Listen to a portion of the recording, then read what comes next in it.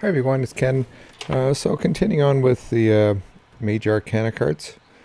Um, as I mentioned before, tarot often goes by the 5s, the 10s, 15s, and whatnot. So now we're at number 10. So the number 10, even though it's the 11th one in the group,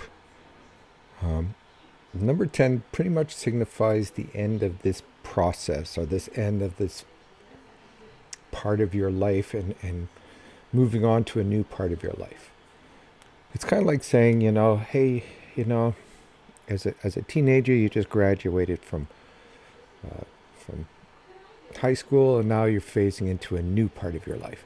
And that's kind of what the way tarot looks at this. So if we look at the card, this is the Wheel of Fortune card. So the Wheel of Fortune basically says that you're going to spin the Wheel of Fortune to find out which part of your life you're headed into. Whether it's positive, negative, whatever, but it's a change. So a lot of times that change could simply be, I'm getting married. Could be, I'm in trouble with the cops. But the Wheel of Fortune is always about choosing which path you're going to go, or trying to select it by, spinning a wheel, and wherever it lands, that's where you're going to go.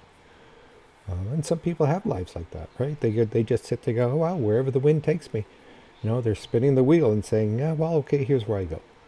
So this is basically what this number 10 card is. It's what the Wheel of Fortune is.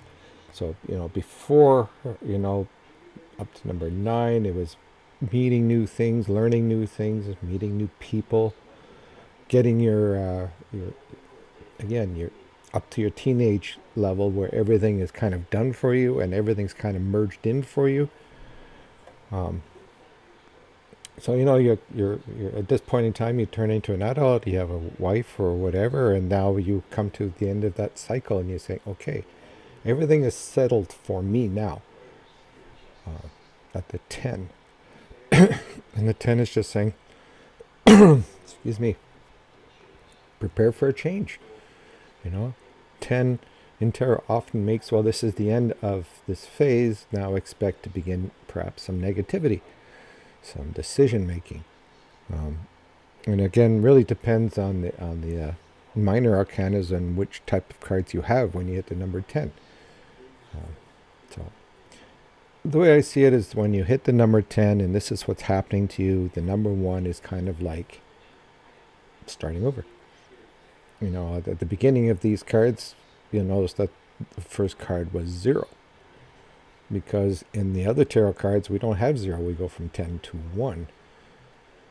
Because 0 is a special card. It's basically a card. You've just been born, and your mother's just holding on to you. So this is what the number 10 represents. And as we move forward, you'll see how the next phase is very much like an adult phase of your life, where now you're going to see all the adult stuff that you probably haven't seen in the first 10 years of your life. Considering it from being born to getting out of high school. And now the real world will start. Anyway, so I hope that makes some sense. So we'll be coming back shortly with number 11. And then once we all do all these cards, and we'll start working with the minor arcanas. But the minor arcanas, because all the arcanas, the cards are kind of the same, as just more of the effect of the cards. And you have 1 to 10. Each all 4 sides have that. They're all pretty much the same definition, I guess you want to call it. It just depends on what is affecting you in those cards. Anyway, so we'll talk about it when we get there. So again, that's number 10. I hope it helps. Take care, everyone.